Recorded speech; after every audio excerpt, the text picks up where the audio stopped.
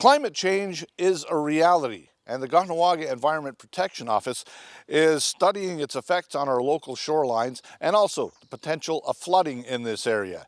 KTV spoke to Patrick Ragaz and Lance McComber of KEPO to talk about climate change and an upcoming info session. So back in the fall, we basically got a pretty big grant to undertake a shoreline vulnerability assessment. So that's partly funded by Canada and also MCK. And with that money, we're doing a shoreline vulnerability assessment and a climate change consultation in the community. So the shoreline vulnerability assessment is looking at basically the natural portion of the community on the west edge of the community, basically from the start of the recreation bay to the border with Chateauguay.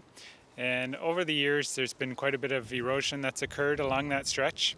So we want to understand why that erosion is happening, what the future erosion rates might look like, and develop some strategies that might help landholders in that area if they want to do some interventions to try to prevent that erosion. On March 15th, 2018 at the Golden Age Clubs around 6 p.m. we're going to be having an information session providing information about local climate change from a climate researcher that works in southern Quebec.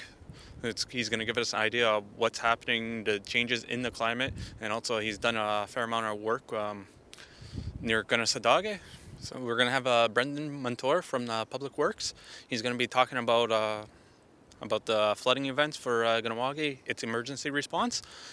This will be in relation to the centralized sewer system. So if we have a lot of rain, what's the plan?